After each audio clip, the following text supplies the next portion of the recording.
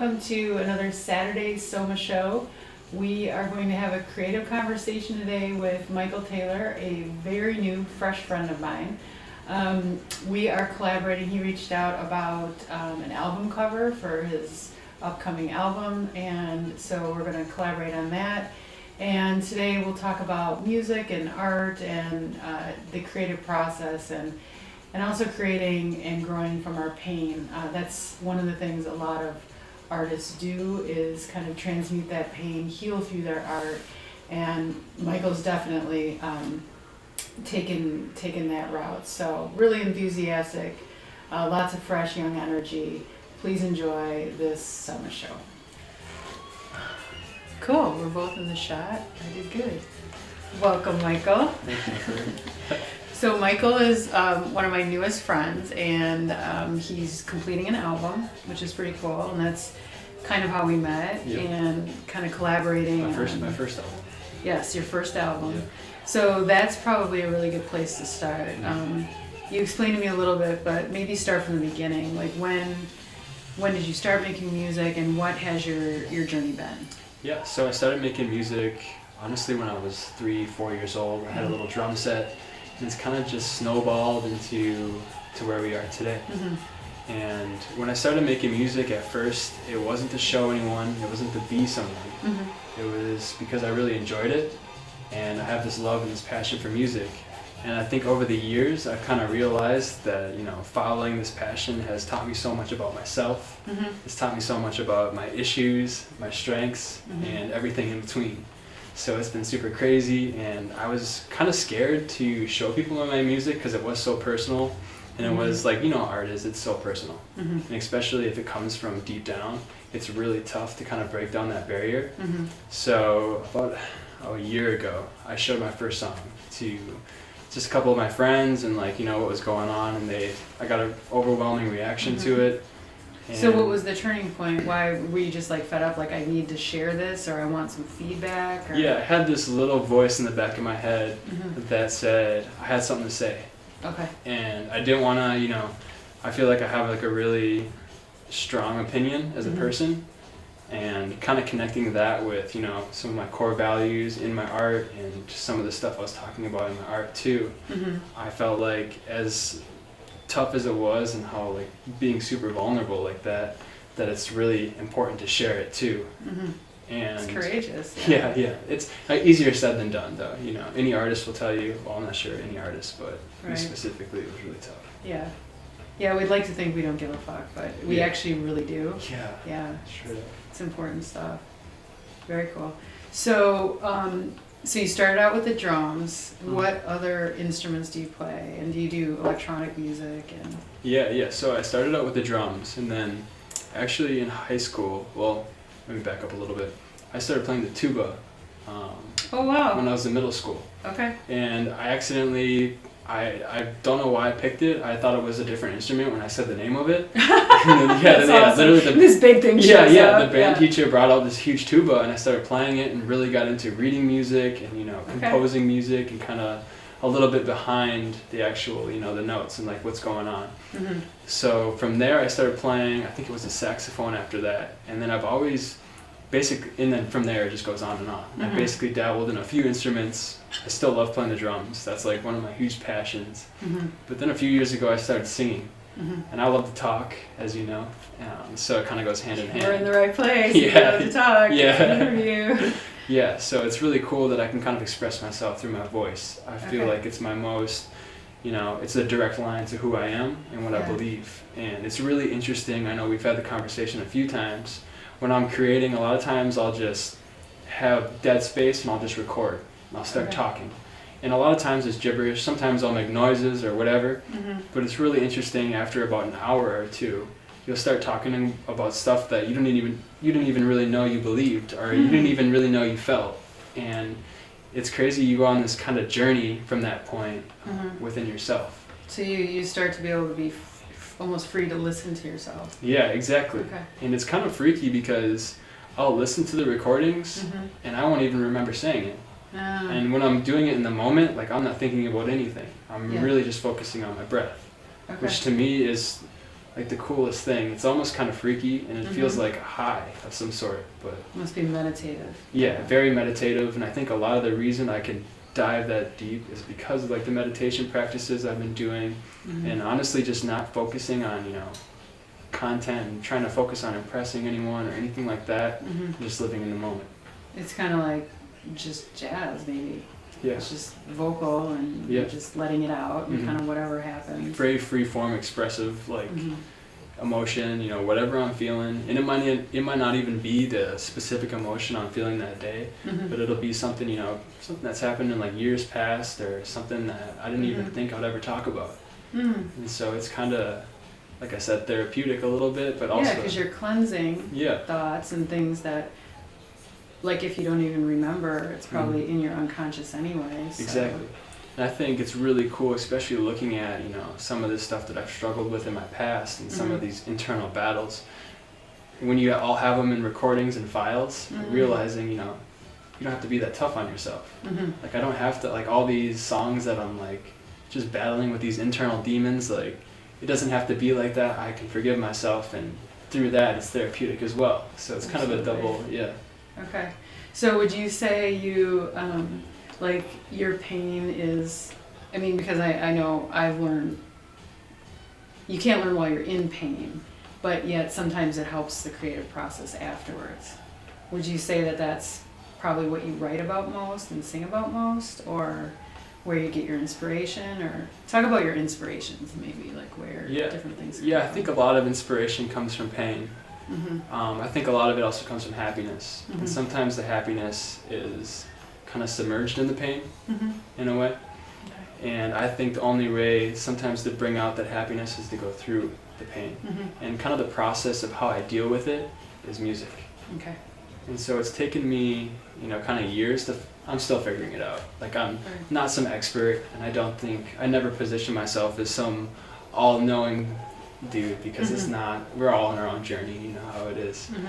But as far as my journey specifically, I found pain particularly resonates in music, and people like to listen to it because they can relate. And so kind of showing them that there's pain, but there's also happiness within the pain is where I like to be. Okay. Especially right now in my journey. Right.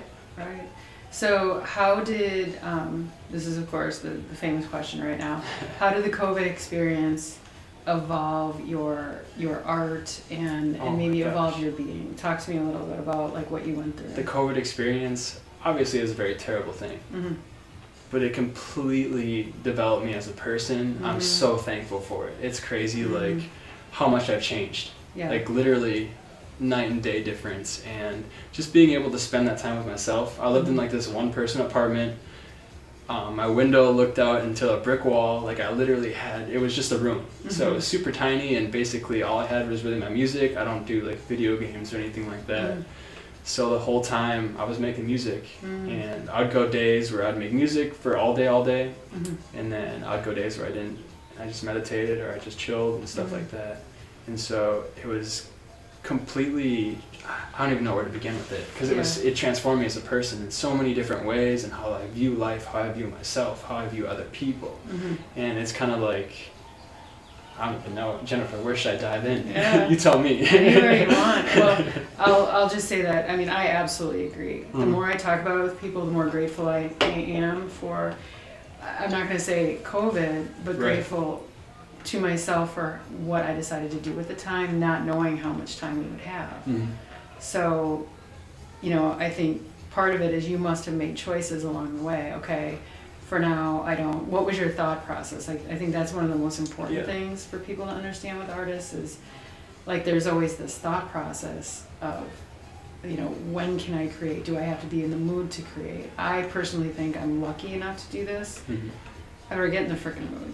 You know, like I have my methods. That's how I'm the exact same way. Where it's kind of like. So tell me about your methods and how, because I know it was very difficult during that time, yet we had time.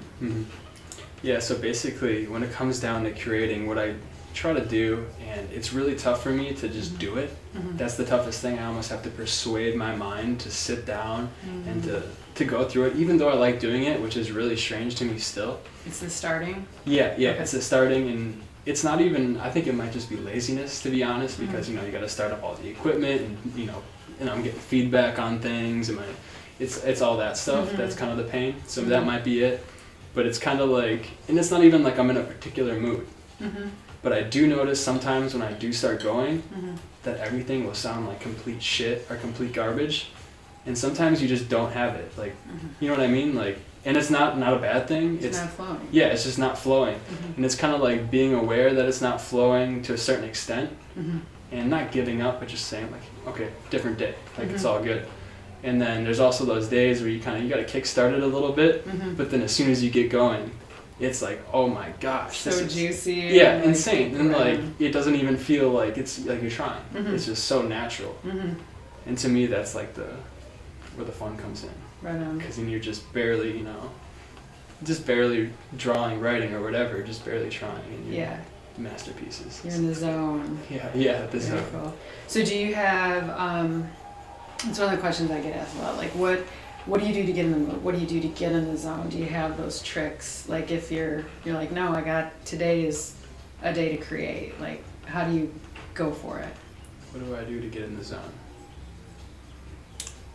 Usually I light a candle. Okay. That's usually like a go-to. Like if I kind of want to like get in, I'll light a candle. A little alcohol never helps, or always helps. Never hurts, always Never helps. hurts. But basically that's really all I need. Like, and I don't know why the candle helps, but it does for some really strange reason. And it's just usually like one candle I'll throw. Well, it's kind of literally lighting a fire. Yeah.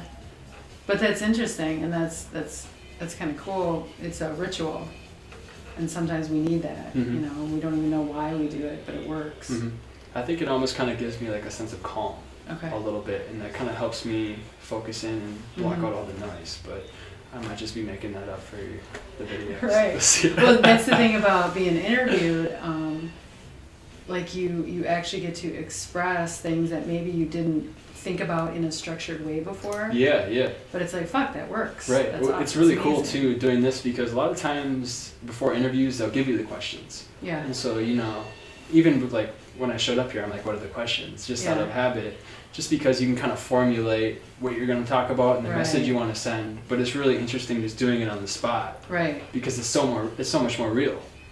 Yeah, that's just it. I kind of think it would be over contrived to come up with questions before, and in this way we can just kind of flow with whatever comes up and whatever's curious. Okay, so lighting a candle, that's awesome. I'm having a drink, never hurts. We talked about before, and this is interesting, we both do the same type of meditation. So early on in COVID you were doing quite a bit of that. Oh yeah, I was doing extensive, probably 10 hours a day of meditation. Okay. So just kind of, I was going through some personal things, so I was looking towards meditation to help cope with that. Sure. And I guess in a way it did, but it opened up the door for so many more things. As far as it helped me with self-discipline, it helped me with understanding myself, it helped me with understanding other people, and like just realizing certain things and slowing down. I'm someone who's super fast. I'm not sure about you, but I like to think fast, I like to talk fast, and it's really tough for me to slow down. Good for us to calm the fuck down, focus a little. Yep. Yeah. And I feel like in my art, when I can slow down, is when I come up with the best things. Like either music or drawing or whatever. When you can really slow down and process the information, it's magical. It's super cool. For sure. So was it all during this past year that you kind of came up with like, hey, I want to make an album? Or what was your creation process for this album? Was it like the songs and then you're like, oh, these should all go together? Or how did that happen? Well, to be honest, when I was really little, I've always wanted to be a musician. And like I used to do this super cheesy, lame thing where I would pretend I was on a stage and I had like a guitar and like basically on my porch growing up, and I'd pretend like it was an audience and I'd do like ridiculous things, and it's kind of just followed me ever since. That vision's always been in the back of my head that not that I want something, it's that I've had like a bigger purpose. And I'm not saying like I'm more important or anything like that. I'm just saying like I want to help people and like the masses. And whether that's speaking to them through music or doing whatever it is I can do to help people, that's kind of like the mission. And I just so happen to be really passionate about music. So I think correlating those two is where the vision kind of comes from and why it's still alive today. Okay. And when did you, how many songs are on the album? Like, how are you, I don't even know how an album is made. Do you just say, okay, there's this many songs, or these are the ones that are cohesive? And because I know you just released the first single, right? Yeah. Okay. Yeah, so I just released the first single, and the album's kind of this ever-growing project. And I thought I had it finished a couple weeks ago, and then basically I kind of listened to it, and I've been fine-tuning it, and it feels like I'm just just constantly fine-tuning it. So it's been kind of frustrating, but I mean... Do you think, like, you're a perfectionist? Like, there's at some point you should just say enough. Like, put it to bed. Right. Well, it's tough because I have all these really talented people, all these really talented artists that are coming to me, and they're asking to be on it, and they're giving me really, really good feedback and things I should fix, and just little audio things that I could do, and little tricks and tips. Oh, cool. So it's kind of not like... I'm not correcting myself, and I know the message I'm trying to send, but it's more kind of trying to get the quality to the level of where I want it to be. So it's nice you have the time. Yeah. And there's no deadline. Like, I'm not trying to put it out on a certain day. I obviously want to build the marketing and build everything so you know, the most people see it, so I can get out. Right. But I'm not in any rush. Okay. And did you create all the music as well as singing, or are there other people? Yeah, there's some producers on it as well, and I do a lot of my own beats, and then I also get beats from producers and add things, and like I'm a drummer too, so I love to, you know, kind of put my own little doo-wops on it for sure. Yeah, for sure. My own little touch. Cool. But you wrote the whole album. Yeah. And obviously you're the one you're the singer on it. Yeah. Very cool. Yeah, the human voice, I mean, you don't need anything else, you can always sing. Besides the human voice, what's your favorite instrument? The drums, and then... The drums. The tuba. Yeah. I have a tuba out there. Do you really? I can't wait to show you. No way. Yeah. I don't think I've played a tuba in probably like 10 years. Yeah. But I could probably do it. It'd be like riding a bike, I think. Yeah, I'm sure. That's so awesome. That is Why do you great. have a tuba? It was in a place that they were getting rid of everything. I'm like, oh, that is coming with me. I put it out front, and they put a bunch of little toothpaste things in it, and I said, take a tuba toothpaste. That's awesome. I know, it was really funny. But yeah, it is a great instrument, but it's not, I mean, they're huge. It's not easy to lug around. Yeah, right? I was like the shortest kid in my grade for like the longest time. Yeah. And I played the tuba, so there was like, you know, this hilarious joke going around, you know, sure. The smallest kid playing the biggest instrument type thing. That's funny. You just thought it was a different instrument when you asked for it. I actually thought it was the trombone, but I was in 6th grade when I asked. I had no idea about any music or anything like that, so yeah. Okay. So as far as genres, that would have been like band, right? So it's probably like marching stuff, and then what was your progression in music, and what is it you like now, and so style-wise? My progression in music, in high school I started this band as the drummer. Okay. And basically we were a punk rock band, and we played all these gigs throughout all Wisconsin. We did a bunch of battle of the bands. And then I started doing jazz drumming in high school as well too. And that kind of got me out of the punk rock stage. Okay. And kind of forced me into something. I didn't really like it, but the band teacher was like, you're the only drummer we got, we need you. So I kind of got into this weird music that I thought was only for preppy kids, but I really liked it, and I continued kind of following like that genre. And then basically in college I kind of got into EDM, DJing, more making beats. And then right after college I started fusing making beats with the drumming, and that's when the singing started coming. And then obviously I learned a little bit of keyboard, and then some other instruments, ukulele, some guitar, some bass, and everything just kind of followed suit.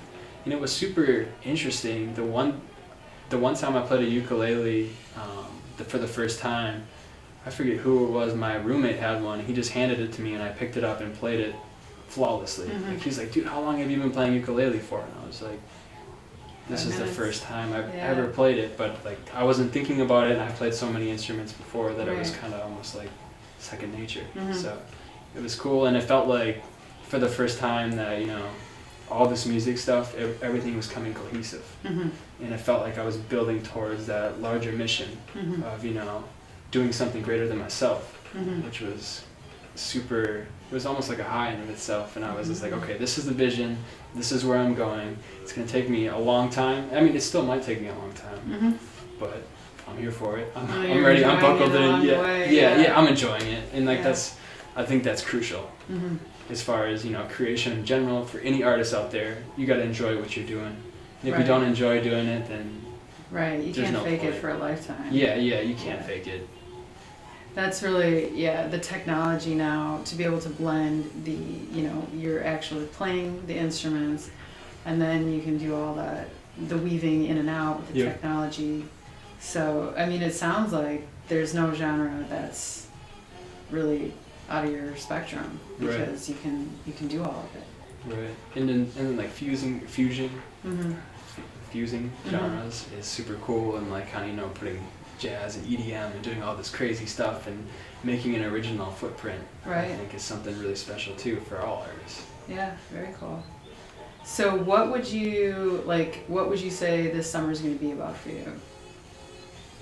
I love talking about priorities and Yeah. goals, because it's all just part of the journey. Mhm. Not that any one thing is, it's just a stepping point, but like, what would you say you're hoping for, or you would wish? It's a really good question. Knowing that things are, they seem to be opening up again. Mhm. Do you play out much? Do you want to, like if you could just wish? Yeah. Yeah. I think if I could wish for anything, well, I think I'm gonna give you can I give you two answers to the question? First, give me three. So the first thing that I want for this summer is I need to work on myself a Mhm. lot, Mm-hmm. because I've been kind of slipping lately. Everything's been a little crazy for me, Mm-hmm. and so it's been really tough for me to focus on the little things. And I Okay. think the little things are what make me as an artist, Mm-hmm. as far as, practicing every day, practicing not only music, Mhm. but certain beliefs, like certain habits and things like that, and just sticking to my meditation and sticking to Mm-hmm. my schedule and my habits and like So you're feeling a little scattered, maybe, like, okay, let's dial it in. Yep. Okay. But then on the second, if I were to wish for anything, I would obviously hope to help the masses. And I'm Mhm. trying to be in front of people. I'm trying to give them a message that inspires them, that Mhm. lets them know that they're not alone in anything that they're battling, whether it's depression, anything mentally, sickness or anything like that. Mhm. And to kind of give them just some hope. Okay. That's what I'm trying to do. So getting the word out too. Yeah, getting the Yeah. word out, and I mean, even if it's one person that feels, Mm-hmm. feels my vibe, and they feel like, hey, like this guy's went through some crazy stuff, and he's learned all this stuff, and he's somewhat happy, and Right. there's some good in the world, then that's one person. That's awesome. Right. That's all. I'll be cool. I'll be cool with that. You're good with that. Yeah. So that's one of the things that I think is most interesting. And you're younger than me, and you understand, I think, social media a lot more. And you said you're in marketing. Yeah. You have a lot of experience. So Mhm. talk to me about like how you think the best ways of promotion, or how are you going to get the word out? How do those networks happen? Yeah. What are because there's Yeah, so many that's an different excellent ways question. now. Yeah, and I actually I stumbled upon a lot of the marketing that I'm doing for my music by, just trial and error. Okay. And I've noticed a lot, what I've done, and it might not necessarily work for a lot of artists, Mhm. but I've basically, any way I can be of use to Mhm. another artist, like I do video stuff a lot for a lot of rappers, Mhm. and we'll shout out each other and we'll cross-pollinate like a lot of our traffic. Okay. And so basically just networking within the industry first, Mhm. and then kind of building that base of people. Like I probably have, I don't want to say a number, probably 30 people around, Mhm. where I consider them good friends, where we basically, anytime they post on anything, I'll post their posts and they'll kick it back as well. Gotcha. Okay. And so kind of building that industry base first, Mhm. and it can't be anyone. Like it's got to be like a good friend and someone reputable. Right, someone you believe in and Yep. behind. Yeah. Yep. And then kind of building out towards that. And then Mhm. after that, getting in touch with more marketing people and more managers and more other, Mhm. industry people. And then slowly getting out towards the masses of actual listeners and Mhm. building yourself as a cohesive brand Okay. And obviously you want the people around you to kind of represent, you know, what you believe in your brand as well. Mm-hmm. But yeah, just kind of utilizing like all platforms too. I mean, Mm-hmm. I utilize a lot of Snapchat, I do a lot of Instagram and stuff like that because I feel like that's where I get the most traction. Okay. But I've heard that for artists, it's Instagram's probably the way to go. Yeah, yeah, Okay. definitely. What have you been using? I, at the beginning of COVID, started doing Facebook Lives to kind of share my process and doing a bigger project. And that was really good for me because I got lots of feedback and that purpose, you know, getting those messages from people, like making a difference. And it kept me going. So I think it was that inspiring back and forth. So I learned that, and then I had you know, started, got some OSB software, you know, so I could make the presentations a little bit better. Yeah, yeah. And then realized that, you know, Facebook is, I don't know, it's just what I was using, kind of, that's just how I put, you know, more nonchalantly would put art on there, and it always served me really well. And then realized, okay, now it's time to, based on what I was gathering, like YouTube obviously is a worldwide audience, and I want to do courses, so it made sense, you know, to start doing that. But then talking to people, they're like, Instagram is probably the way to be for creatives, to be most out there. So I'm learning that right now. All right. So yeah, these questions I'm taking to heart. This is great. Yeah. And I think it's good to learn all the different avenues and just kind of see what works. Yeah, definitely. And I tell people all the time, don't be afraid to reach out to people, like other artists that are doing similar things, or, you know, people you look up to or whatever, share their stuff, share, especially local people, like share all the time. Like I try to share one local artist a day on all my social media, just because, you know, they're local, chances are they might be a friend, Right. you know, and usually, I'm not all the time, obviously there's different people out there, but they'll kick back the love in some way, and the people notice it too, and they notice like what you're doing, they notice the support, and the community is so important to myself. I'm sure it's important to you too, so it's kind of like, when you get in this mindset where you're uplifting all these people around you, it just snowballs. Yeah, and it you just generates more and more. Yeah. Very cool. It's amazing. That's very cool. So once you get things perfected, then you'll start, you know, letting everyone know, and then you'll have some sort of release party. What happens now? Is everything digital? Are you going to do everything digitally? I mean, there's no album, correct? Right. Yeah, So, it's all okay. digital. Okay. So basically what'll happen is I'll just upload it to a distributor, and then they'll kick it out on, you know, all the music platforms. Very cool. But it's gonna, obviously, leading up to that point, there's a lot of marketing, and, you know, I want to release teaser videos, or, you know, coming on Friday the 13th, this single, and then watch out for the album on this day. That's super crucial, and it might look like a small detail, but people see it. Right. And people actually like Builds enthusiasm. it builds too. enthusiasm, it builds hype, and, you know, people are sharing that, and I overlooked that detail for a long time just because I was like, you know, like I'm no one's gonna, friends and family and like all those people, they look forward to it, so yeah, it's cool. Yeah, and I think, I mean, in a way that's humble to not, I often think that way, but if we don't let people know, you know, it's not everyone else can't be trying to find out stuff. Like, I love it when my musician friends just, hey, this is what's happening. It's like, awesome, now I can, you know, this is an option, I can do this. Yeah, it's a mindset for sure. Yeah. I feel like you kind of gotta get in that, you know, my shit's badass. Like, I should be able to build up hype for it, you know. Like, I've worked hard on this, so it's kind of valuing yourself. It's your offering. Yeah, for exactly. Yeah, I think when we don't shine, we're doing a disservice. You know, we all have our purpose. Some of us know it, and some of us are finding it. Yeah. But to not shine bright, I mean, that's just ripping everyone off. So true. So true. Especially when you got a message as beautiful as, you know, some of your paintings or some of the local artists in Milwaukee. It's just absolutely mind-boggling to see these amazing artists with these tiny followings. It's like, yo, get yourself out there. Yeah. Like, it's crazy. Like, so many people could be inspired. So many people could be moved by all your pieces that Absolutely. it's And heartbreaking. I know it is. It's heartbreaking in It's itself. It's but you're right. That's really interesting. It's taking that time, and that's new for me. You know, that's been just this year realizing like, oh my God, why not show the process? Why? Yes, I love to do this in private, but if you know, or it's for a client, but this part is what people want to know about, and it is interesting, and it is our passion. So yeah, let people know. Very cool. Couldn't agree more, Jennifer. Very cool. So are you going to, let's get back to the meditation, because I actually, after our last brief conversation, I'm like, yeah, definitely got to do that. So is that a morning thing for you, or how are you going to structure that? Well, you know, I've been terrible recently, and I've been beating myself. I was actually thinking about it on the drive here today.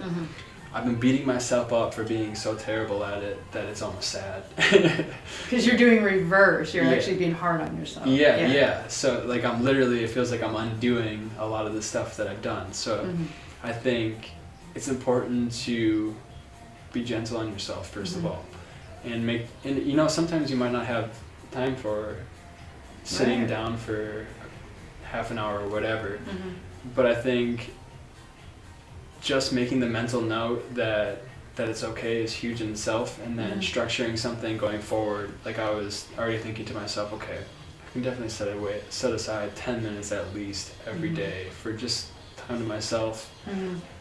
Even if it's not a meditation, just sitting there still is huge for me.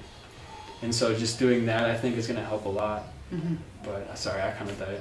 What was the question? No, yeah, like how are we? We're gonna keep each other on track here. Like, what is your freaking plan? Okay, like, what is your meditation plan? Because that's one of your goals for the summer, right? Is to recenter and kind of dial things in and to focus on myself.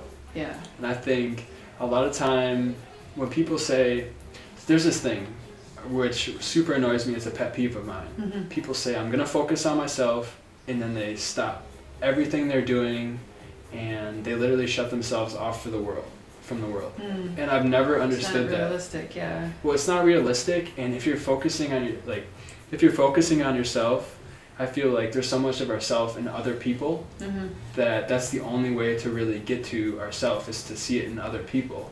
And it's kind of like you shutting yourself off and playing video games for 10 hours is not gonna do anything. Like, I'm sorry, but you know less about yourself after that. Yeah, it's crazy. So I think a big secret to what I'm gonna do is I'm gonna try to meet more people this summer. I'm going to try to get out. I'm going to try and have more meaningful conversations, more in-depth conversations, try to be more vulnerable, like this right here, exactly what we're doing. Yeah. And I think that's huge into kind of finding out who you are, who you're surrounding yourself with, and learning on the edge. No, I definitely agree. Like, learning through relationship, you learn so differently than if you're just looking in a mirror. Yeah, it's tough. I mean, you can talk to yourself all day, but until you're having these conversations with people around you, you don't know who you are. And I think just the way you make people feel and the way people make you feel, you can tell a lot about yourself and a lot about them. So I think that's super important. Yeah, get yourself out there and grow. That's pretty cool. Yeah, I think 10-minute meditations. Right. Yeah. That's probably as long as I can sit still for nowadays. With all the caffeine I've been drinking. And I wonder too, like I know moving meditation for me is a lot of times easier. Yeah, definitely. And it's crazy. So when I started meditating, I started doing it during my runs a lot, and it feels amazing after, and like just kind of going someplace in your run or not even thinking at all, and then you kind of hit that runner's high. All the endorphins and oh my gosh, it feels amazing. And then creating after that, it's a totally different world. Amen, for sure. And so we're gonna swap music, right? Meditation music. Oh yeah. Yeah, you've already sent me that. I'll just keep sending you stuff that kind of gets me there. But it's nice to have new stuff, unexpected, awe-inspiring. Yeah, definitely, it's helpful. And if that feeling, like when you feel the energy from just music, is, especially in the morning, like it's so amazing. Yeah. It's cool. Yeah, that's my kind of spiritual experience for sure. Yeah. Yeah, that's exactly what it is, a spiritual experience. Yeah, cool. Well, thank you for sharing this with us. This is exciting. Yeah, no problem, Jennifer. Yeah. Thank you so much for having me. For This is sure. awesome. I didn't even know like this is I know gonna this happen, happened. so, This yeah. just happened perfectly. This is great. Yeah, you Hopefully reached I out gave about you something. you could use. There's got to be like a 10-second clip in there you can use or something. Oh, I don't edit. I just put the whole thing Oh, in. damn. Yeah. No, it's all good. So where can people find you? Like, how should we? I mean, I'll put that in, in the notes. But yeah, so I'm on all music platforms. Is my.call, but it's just pronounced my call. Okay. So my name's Michael. So and it's my calling. So like. Okay. Oh, I love that. Very cool. Beautiful. Thank you. All right, all the platforms. So I'll have you write it down. I'll put it in the notes. Check them out, you guys, and we'll let you know when the album's out. That's going to be exciting. Appreciate you, Jennifer. Very cool. And you get to pick a crystal. Oh, no way. Yeah. Oh my gosh. So, are you sure? Yeah, no, all my guys get to pick a crystal. So take your time. You can see which one resonates with you. Do that. Yeah, so I do. Let's talk about that, because when it comes to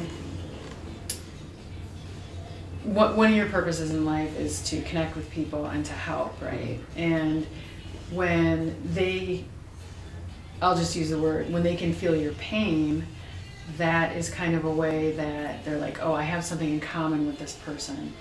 I feel that in their voice. I feel that in their song. And then I think some people have such painful lives. It's like everyone can relate with that. How do you balance? I always wonder how you balance that, because I know I don't want my pain to define me, yet it does make you relatable.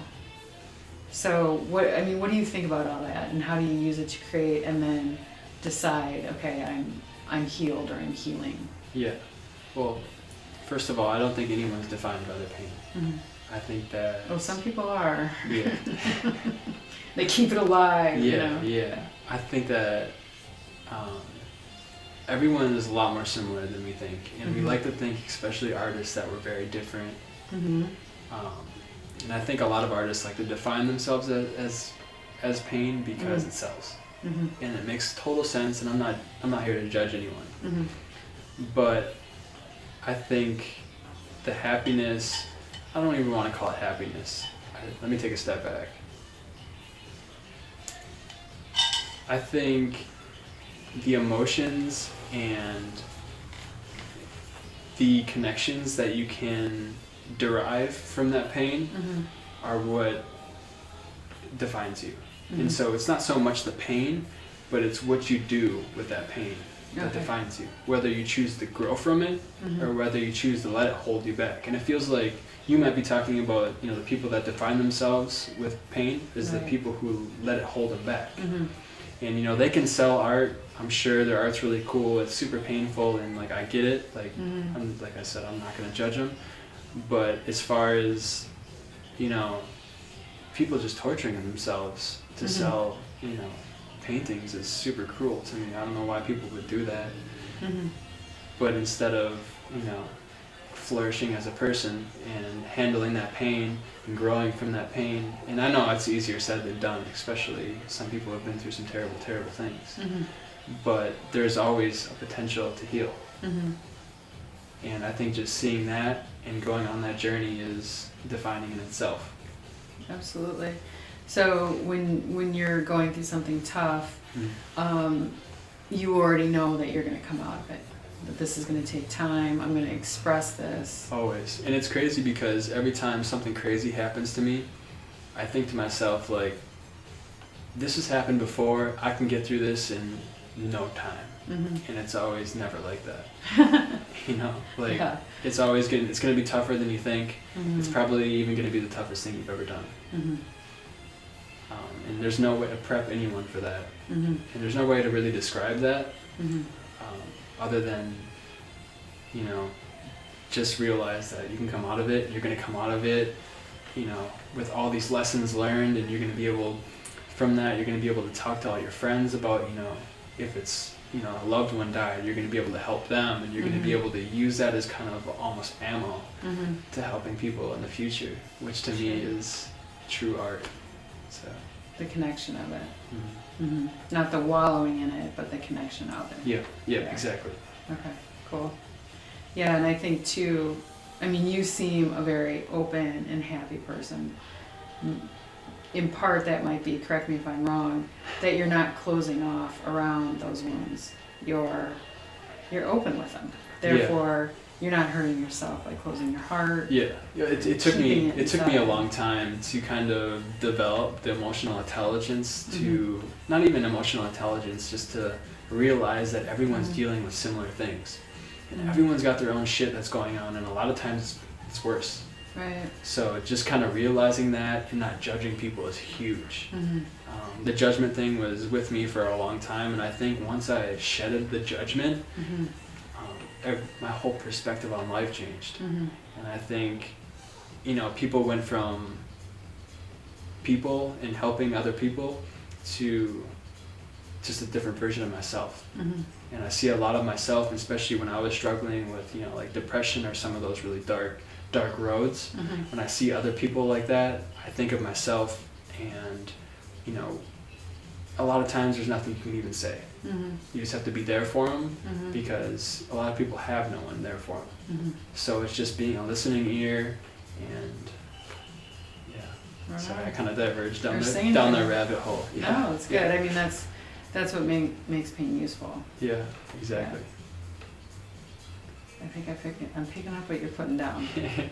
Yeah, a lot of times I'll take a subject and I'll just go down some crazy rabbit hole and I'll be like, no, it made sense to me. I'll get into a sentence and I'll be like, how do I get out of here? Well, I started it, I just have to keep going with it. Yeah. Eventually I'll remember what I was talking about and I'll come full circle. Right. Yeah. But until then I'll dive down this rabbit hole. Yeah, exactly. Just keep going. Your poor listeners. Hey, we all do it. That's awesome. What was it I'm talking about? I don't even remember. Right. Very cool. Well, thank you. I think that's important. Not just the creativity, but where it comes from and how we can grow from that pain. So. Yeah. It's essential. Yeah. And being creative, just growing from the pain and not wallowing in it. Because if you wallow in it, it will not lead to anything good. I guarantee it. Yeah. Sweet. Okay. That was our second recording. Love it.